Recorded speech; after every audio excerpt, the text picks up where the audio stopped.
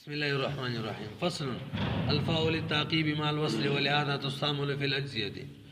وليس کله چې مصنف د وو نه فارغ شو عاطفان وصف فا کې شروع کړي. فا حکم دار چې دا د تعقیب مع الوصل لپاره راځي. په دې کې تعقیب هم یو وصل پکې هم وي. وو مونږ ویلو پای کې نه تعقیب وو نه وصل وو. په دې کې تعقیب هم دی یعنی معطوف بر معطوف علیه نه مؤخر وي. او په دې کې وصل هم دی یعنی معطوف به معطوف علیه سره په وسط وي. ویږي به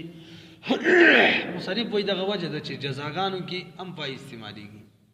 ولی جزاء مؤخره د شرط نه نو تعقیب هم پکې راځي او په وسط هم شرط سره وي نو وصل هم پکې راځي. لہذا دلته وفا داخلي دي شي.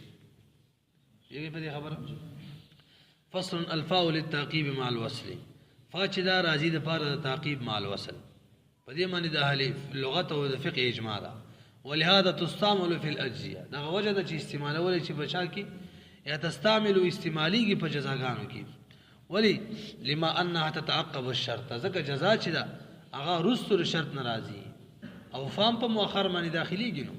قال اصحابنا زموږ اصحاب ویلي اذا قال بيت منك هذا العبد ب1000 فقال الاخر فهو حر يكون ذلك قبولا للبيع اقتزاء. اوس په تفریق کې مولوی صاحب یو سړي بل ته ویل ما پتا باندې دا غلام در خرڅ کو بای مشتری ته ویل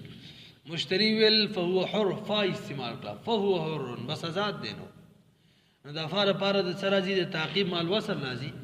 دا مشتری چې وي فهو حر د اصل کې دا قول د مشتری دا رست دی د بای د قول نه او ما در خرڅ کو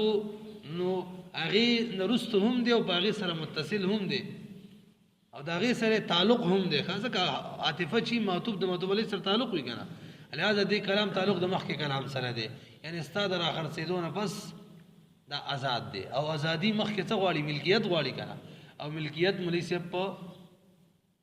څه سره راځي شرع سره راځي. نو ګوي دلته قبول او مشوقه اقتزان دلته اقتزان بایو ته ول ما در خرڅ کو دا خو ایجاب اسی وکنه نو مشتری ملک بکله راځي چې بای تام شي بای تام په چا راځي چې ایجاب سره سم وي قبولم وي. لہذا مونږ دلته اقتزان قبل دلم دي ځکه ک قبل دل فکرانه ولو مشتری دا قول معتبر کو چې فهو حر دا خو پر دې غلام آزاد ول دي پر دې غلام خو نه آزاديږي. فهو حر اصل کې دا خپل ملک کې سره آزادي دي آزادي دل کولای شي او ملک علی چې قبول کی. لہذا قبول به اقتزان رو باسو نه پیږي په دې معنی نظم تفریح اصل کې بده خبره ده چې دا غسری کلام وشو چې دا مېرمان در خرڅ کو او دا څه وای فهو حر بس دا آزاد دی یعنی دا د مشتری کلام د بای د کلام نرستره ور پورې متصل دی او اقتزان دلته قوتو کې اعتراضو کې قبول کومه موږ دا اقتزان دی ځکه کلام به یا غیر معتبر غني او ټیک نه دی عقل سره د کلام ولا لغوه کې دا حسین ده نو چې کلام معتبر غني نو به اقتزان یو بل کار کې قبل دل باب کې روباسي. قال اصحابنا اذا قال كيسري البيت منك ما خرجك بتا من اذا ب1000 بزر پیمانه فقال الاخر مشتري ويل فهو حر دا بسوي آزاد وي يكون ذلك قبولا دا بقبول للبيع د بيع د بار اقتزان خ ويثبت لا يدخل تقبل ثابتيږي منه د مشتري عاقب البيع د بيع نفس بخلاف ما قد سيويل وهو حر يا هو حر ني و استعمال کو نفاع استعمال کړه یا وو استعمال کو او یا بغیر د وو د فان ویلو هو حر یا وهو حر په دې صورت کې نه آزادي کی ونه شولې سو ته ویل مشتری بایو ته ویل بیت منک هذا العبد ب1000 دا غلام می بزر روپے در خرڅ کو مشتری ویل هو حر دا آزاد دی یا وهو حر بس دا آزاد دی. ذکر دې کې غلام نه آزادي کی ولې دې دوه مطلب دي وهو حر یا هو حر دوه مطلب دي. یو مطلب دا دی چې مړه دا خو آزاد دي څنګه ربانه خرڅه دا جمله خبریه ده دا خبر ور کوي د دې بيع د ابطال چې دا بيع استا باطل ده ما نه خرڅه ولې دا خو آزاد دي او دا احتمال مشترک چې زما را کلام دستا کلام مانی مرتب وی ښا لکه څنګه چې دفاع کار دی چې بس صحیح آزاد دي نو دوه احتمال پکړال نو شک د وجه منګه اقتضاء النص یعنی قبول نشو رسته او غلام نشو آزاد ولی شک د وجه نشو ول د یقینو فاوالتا چې صرف تعقیب معنی په برا درا یعنی کلام مستقل کلام نه والتا او دلته مستقل احتمال شته نه پوهیږي. فقال بخلاف ما لو قال وهو حر او هو حر بغير ذو وفانا فانه يكون ردا للبيع، اذا برد بيوي. واذا قال للخياط يسري درزيت انظر الى هذا الثوب ايكفيني قميصا فنظر فقال نعم فقال صاحب الثوب فاقطعه. وليس خبر اختیار شوی کنه یسري درزیت ویل دا کپڑا وګوره ما لپاره کافي کیږي کنه کپڑے درزي وته وکتل او به ویل او کافي کیږي الله نو دا غیب سمدس مشتری ویل دیکس فقطعه بس کاټه کنه چې کاټه کړه هغه وکتل هغه کمیس ته پر نه و کافي دا درزي به ضامن وي ځکه د فای استعمال کړي فقطعه دې معنی دا کچري کافي کیږي نو کاټه کا دې ویږي کنه اځ وکتل کافي نه ونه دا به ضامن وي تو وګورئ. واذا قال الخياط يسري خياط ويل انظر الى هذا الثوب تو وګوره دې کپڑے ته يكفينا کافي کیږي قمیص مار بار قمیص اند قمیص جوړې دو فنظر خياط توقتل فقال غويل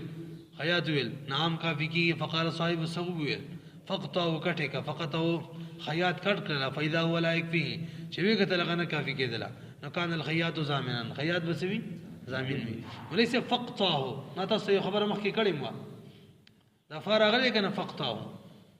موږ ویل کله چې فا په جواب د استفهام کې راشي او ما قبل سبب د ما بعد د پاره وی دا خبره مې تمخ کې کړي ته نه وګی راځي ال تفار اول واجب وي د فار بار و صورتونه موږ ویلو ادل تفار اول ولی واجب وي اذا تنه کې د لپاره محذوب کلام رو باسي فقطه معنا دا ان شرط معنا په کې پټ روزي ان تکفینی کچری دغه مار لپاره کافی کیږي نو فقطه کټه کا دې معنا دا ده دا فا چې کله رو باسو دې څه معنا کله چې فا واجب راځي د چې پیمري چې 15 افعال 15 داسې وي 15 افعال دي خو وزین نه 15 افعال دي چې ال دفع نفس چې کوم فعل وي هغه مجزوم وي هغه وجه چې فانه مخکې به ته شرط رو باسي وګورئ چې شرط او جزاء ده کچري کافي کیږي مال کټ کدا معنا ده دا کافي نشو دا کیا ورکړه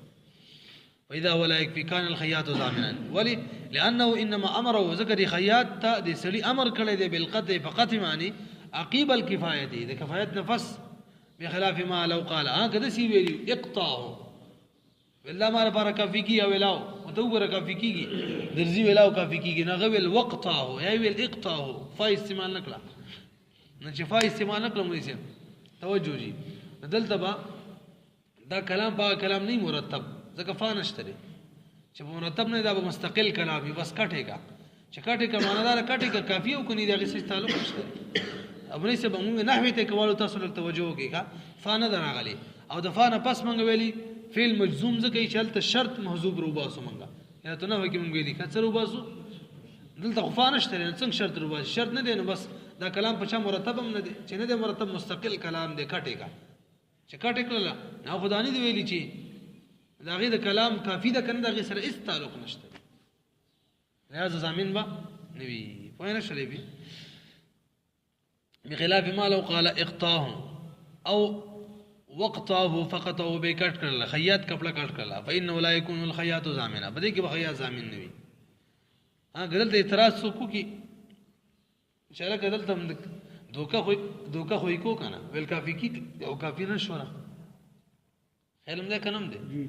نو موږ یو دیر پاره جواب ویلو حشینا هم څه ویلو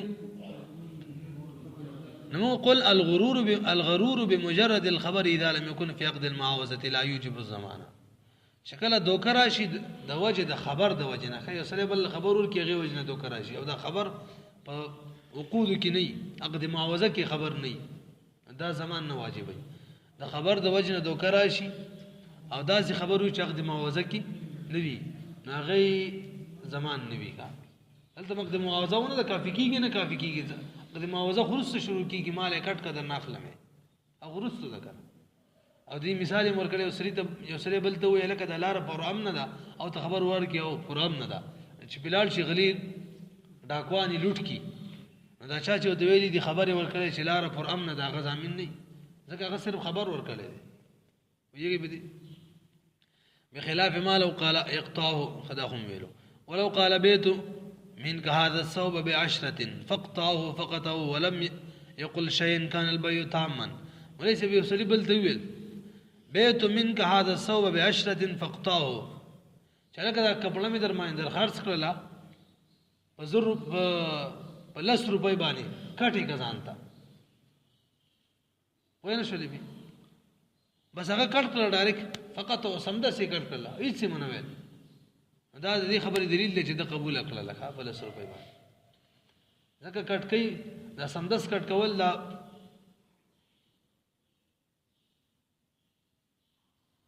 دو د سویل دا کپڑا می تامانی بل سر په خرڅ کړل به اوس سویل اخیره کې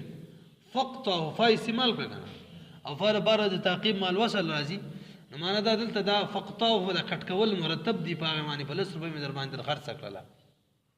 نو فقط او معنا دا چې ته قبول کا او به کټ کا نو چې هغه به کټ کړل نو معنا دا چې ما قبول کړل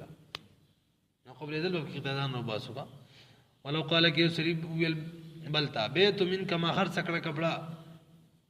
پتا باندې هاذا صبدا کپڑا بیاشت بلس روپے فقطه کټه کانو لاندې معنی لیکل دی بعد تمام البيع کټه که چې بيع تام شي او بيع کله تمام بیږي چې قبول کی معنی دا چې قبول کو به کټ کدا معنی دا کفاره دي لپاره تعقیب کنه نو دا فقطه ملي شپ دار خپل د اصل سره خبره برابر کول کو دغه کې دی کا یو سره د بل کپڑا کله کټ کوي چې وای خلیتی کنه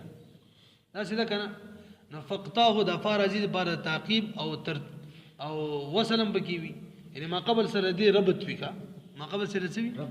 ربط وی نو ماندار چې هغه ایجاب کو او کټی کړه کټ کېدل به اعلی ما قبل سره مرتب کی دا بل قبول مکی اوس به کې فهم معنی کی فقط هو ولم يقل شيئا كان البيع تاما بيع وتاممي ولو قال ان دخلت هذه الدار فهذه الدار فانت طالق فشرط دخول ثانيه يقيب ده خاصان دي يسري خزي تقول ان دخلت هذه الدار فهذه الدار فانت طالق کدی کوړه داخله شوه به فاولا او به دی کوړه تب طلاق موږ ویلو فاکی تعقیبا پکې وي او سموي وسلم وي اوس کړه خزه یو دی اولنی کوړه رسو داخله شوه دویم تاول داخله شوه